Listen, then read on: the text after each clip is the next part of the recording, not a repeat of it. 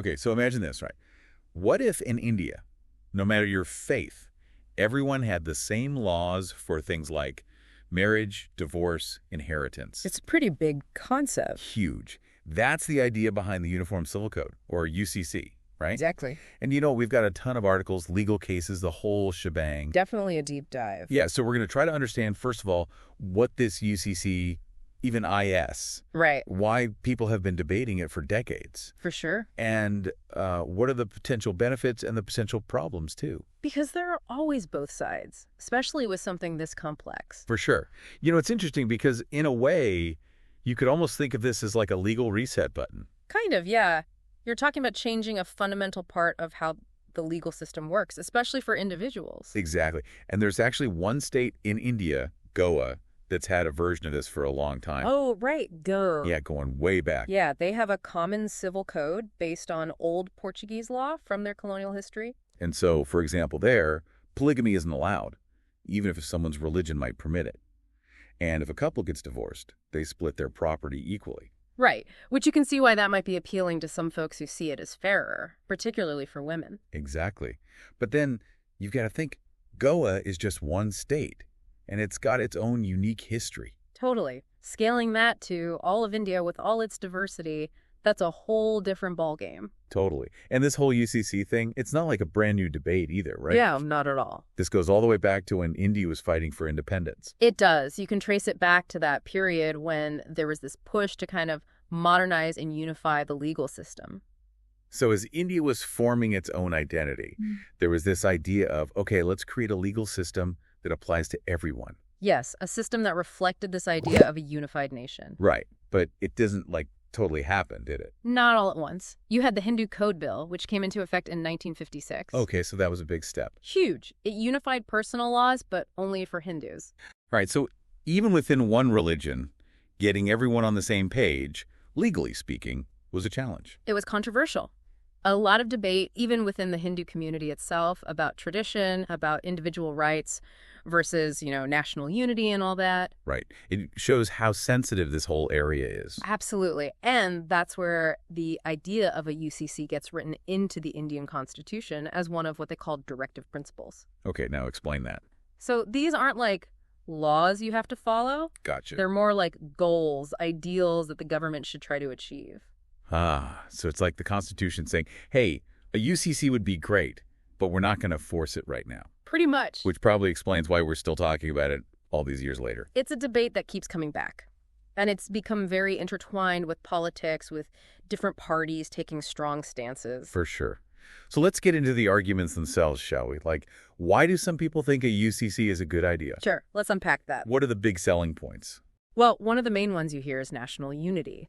The idea that having one law for everyone, regardless of religion, strengthens the fabric of the nation, brings people together. It's like saying, look, we're all Indians first. Exactly. And this shared legal system, this UCC, is a symbol of that shared identity. Okay, that makes sense. Another big argument is about gender justice. Okay, talk about that. A lot of folks see a UCC as a way to ensure equal rights for women. Right, because some religious personal laws can put women at a disadvantage. Exactly. So the UCC is seen as a way to level the playing field, so to speak. Like, say, if one religion allows men to have multiple wives, but women don't have the same... That's one example. Yeah. And then there's the argument about simplifying the legal system. No more having to navigate all these different personal laws. Makes sense. It could make things clearer, more efficient. Streamlining the whole thing. Right. So, there are some strong arguments in favor. There are. But then, what about the folks who are really against it? What are their big concerns? Well, one of the biggest is the potential threat to religious freedom.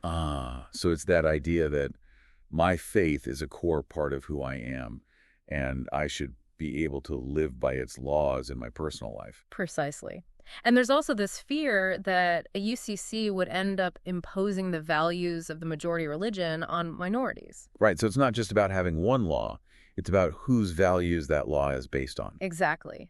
And there's also this critique that just having uniformity in the law doesn't automatically mean things will be equal in practice. Okay, so you're saying the law can say one thing, but reality can be different. Exactly. Take the Hindu Code Bill, for example. The one we talked about earlier. Right.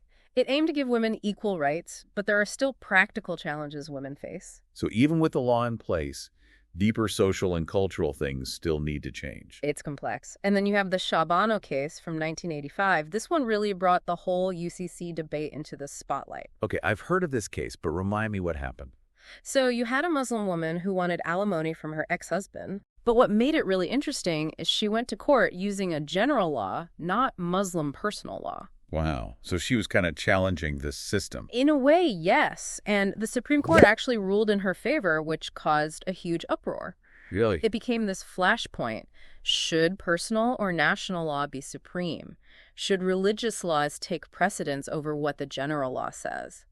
So this wasn't just some legal case. It tapped into these big questions about individual rights, freedom of religion. Absolutely. And what does it really mean to build a just and equal society in such a diverse country? Exactly. And that's what makes this whole UCC debate so fascinating. And complex. Oh, yeah. Definitely not an easy topic. No, it's one that touches on these core ideas about what India is and what it wants to be. Right. It's about identity, about values, about the kind of future people want for their country. And how to balance all of that in a way that works for everyone. It's a huge challenge. Yeah. And speaking of challenges, there's a new bill in the works right now that's really adding fuel to the fire of this whole UCC debate. Oh, yeah. This is going to be interesting to watch unfold. You know, it's not actually about creating a UCC right this second, but it's still making waves. It's about setting the stage. It proposes setting up a committee to study the whole thing in depth. So you're talking like a group of legal experts, government folks, all coming together to really dive deep into the UCC, just like we are. That's the idea. They'd be tasked with doing the research, consulting with different groups, and eventually proposing an actual draft for what the UCC could look like. Whoa. Talk about a big job. Like, where do you even begin with something like that? Yeah. To create one set of laws for a country as diverse as India. It's massive, no doubt. And one of the biggest hurdles, is figuring out how to balance all these different religious beliefs, practices, with this goal of equality and justice for everyone. And from what I'm seeing in these articles, the bill itself doesn't actually get into specifics about what the UCC would look like. Right. It's more about setting up the process. There are lots of open questions. Plenty. Like, how would a UCC handle things like interfaith marriages or religious conversions? Those are big ones. They are. And, there's a lot of concern in these articles about the impact on minority communities. Which is understandable. There's this worry that a UCC could end up diminishing their cultural and religious identities. Right. So it's not just about the law on paper. It's about how it's perceived, how it could potentially make people feel. Absolutely. And it's important to acknowledge those anxieties because this whole debate over a UCC, it's not just some abstract legal thing. No, this is personal for people. It touches on people's core values, their beliefs about what kind of society they want to live in. And what it means to be Indian. Exactly. So it raises this fundamental question. Does India prioritize unity, equality under one law, even if it means potentially some level of cultural homogenization? Or does it choose to celebrate its incredible diversity? Even if it means the legal system remains kind of fragmented. And, those two things, they don't have to be totally at odds with each other, right? Ideally not. The challenge is finding that balance. The sweet spot, where everyone feels respected and protected. And that's the challenge that has puzzled Indian lawmakers and society for decades. And it's a challenge this new bill, even though it's just about setting up a committee, it's reigniting that whole debate. Absolutely. Bringing it back to the forefront. And you have to keep in mind the political context, too. Right, because this isn't happening in a vacuum. Not at all. The BJP, the Bharatiya Janata Party, they're a major force in Indian politics. And they've been very vocal about their support for UCC. They have. So, their stance is going to play a big role in how all this unfolds. It adds a whole other layer to the debate, doesn't it? Like, is this about creating a genuinely fairer system? Or is it about pushing a particular ideology? It makes you wonder. And you know what? To say this is going to be a hot topic for a while, that's probably an understatement. I think that's safe to say. The UCC, it's a touchstone issue, really. Goes to the heart of who India is and what kind of future it wants. It really does. It's been fascinating to delve into all this, from the history of personal laws in India, the arguments for and against the UCC. That Shabano case was a big turning point. For sure. And now this new bill that's like setting the stage for what could be a major shift in the whole debate. Potentially, yes.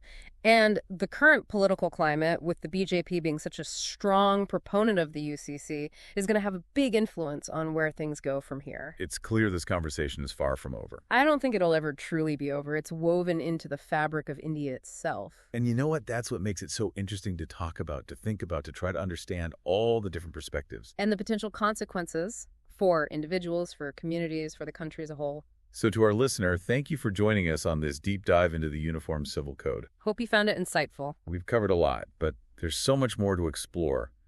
And, sometimes just asking the right questions is the best way to start. Questions like, what would a truly just and equitable UCC look like in India? How do we balance individual rights, religious freedom, and this desire for a more unified society? Big questions, but important ones. And ones that each listener can grapple with themselves based on what they've learned here. Exactly. So keep learning, keep exploring, keep those conversations going, and we'll catch you on our next deep dive. See you, man. Bye. Bye. It really shows just how complicated this whole thing is. Oh, absolutely. Religion, politics, law, all kind of mixed up together. Yeah, you can't really separate them when you're talking about something like the UCC. Nope.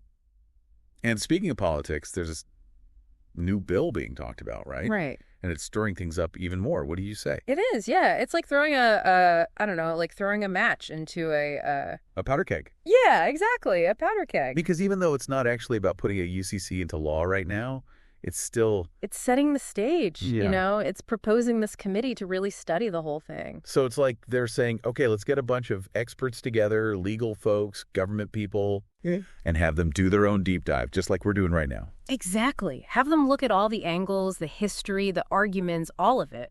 And then eventually come up with a plan, right? Yeah. Like a draft for what an actual UCC could look like. That's the idea. It's a huge task, though. Massive. To try to create one set of laws that would work for the whole country, with all its different religions, cultures, traditions. It's mind-boggling, honestly. Like, I'm just reading through these articles, and even the bill itself, it doesn't really get into the details, No, it's very much about the process at this point. So there are a ton of unanswered questions. A ton. Like, how would a UCC deal with interfaith marriages, for example? Yeah, that's a big one. Or religious conversions. Those are very sensitive areas. And you know what I'm seeing a lot of in these articles? Yeah. Concern about the impact on minority communities. Right, and it's understandable. Yeah. I mean, if you're part of a minority religious group, the idea of one set of laws for everyone, it can be a bit scary. Because you might feel like your specific beliefs and practices aren't being considered. Exactly. Or that you're being forced to conform to the majority's way of doing things. So it's not just about the law itself, it's about how it's perceived. Absolutely.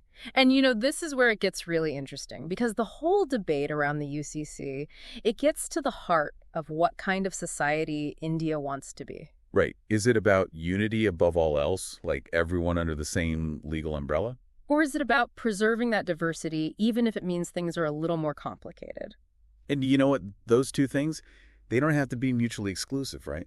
Ideally not. The challenge is finding that balance. Finding a way to respect individual beliefs and create a system that's fair for everyone. It's a tough needle to thread. It is. And this new bill, even though it's just about forming this committee, it's reigniting those debates, forcing people to confront those tough questions. And we have to remember, all this is happening within a specific political context. Oh, absolutely. You can't ignore that. The BJP, the Bharatiya Janata Party, they're big supporters of the UCC, right? They are, very much so. And they're a powerful force in Indian politics, so their stance is going to have a big influence on how this all plays out. it adds another layer of complexity, Because is this really about creating a better legal system for everyone? Or is it more about pushing a particular ideology? It makes you think. This whole UCC thing, it's definitely not going away anytime soon. It's been debated for decades, and I don't see it ending anytime soon. It's like this fundamental question about what it means to be Indian. And how to balance all these different aspects of identity, religion, law, in a way that works for everyone. We've covered a lot of ground in this deep dive, from the history of personal laws in India, the arguments for and against a UCC, that landmark Shah Bano case, which was huge. And now this new bill, which is potentially setting a whole new course for the debate. It's clear that this conversation is far from over. I don't think it'll ever truly be over. It's woven into the fabric of India itself. It's fascinating, isn't it, to see how all these pieces fit together? It is. And it makes you realize that there are no easy answers here. Nope. not at all. But sometimes just asking the right questions is a good place to start. Questions like, what would a truly just and equitable UCC look like in India? How do we balance individual rights with this idea of national unity? Those are the questions that everyone needs to be thinking about. Exactly. So to our listener, we encourage you to keep learning, keep exploring, and keep those conversations going, because this is a debate that affects everyone. It does. It shapes the future of India. And we'll be back with more deep dives into fascinating topics like this one soon. See you then. Bye. Bye. So, listener, you've been with us on this whole journey into the Uniform Civil Code, and I want to leave you with a question to think about. Okay, shoot. What if India did actually go ahead and implement a UCC? What would be absolutely essential to make sure it really does bring equality and justice for everyone, no matter who they are, what they believe? That's the million-dollar question, isn't it? It is. Because it's easy to say one law for everyone, but the devil's in the details, right? Exactly. You've got to think about how to protect individual rights, how to make sure people's religious freedom is respected. Right, because like we've been talking about, those are some of the biggest concerns people have. And you have to acknowledge those concerns. You can't just brush them aside. No, absolutely not. It's about finding that sweet spot, that balance where everyone feels like they're being treated fairly. And where the law actually reflects the values of equality and justice that it's supposed to be based on. Because otherwise, what's the point? Exactly. It's not just about having a uniform code. It's about making sure that code is actually just and equitable for everyone. It's a huge challenge, but it's one that India is grappling with right now. Yeah. And hopefully, this deep dive has given you, our listener, some new things to consider, some new perspectives to think about. At the very least, maybe it'll spark some interesting conversations. Because these are conversations we need to be having. This is about the future of India, and everyone has a stake in that. That's right. So keep learning, keep exploring, and keep asking those tough questions. And we'll be back with more deep dives soon. Until then, take care. Bye. Bye.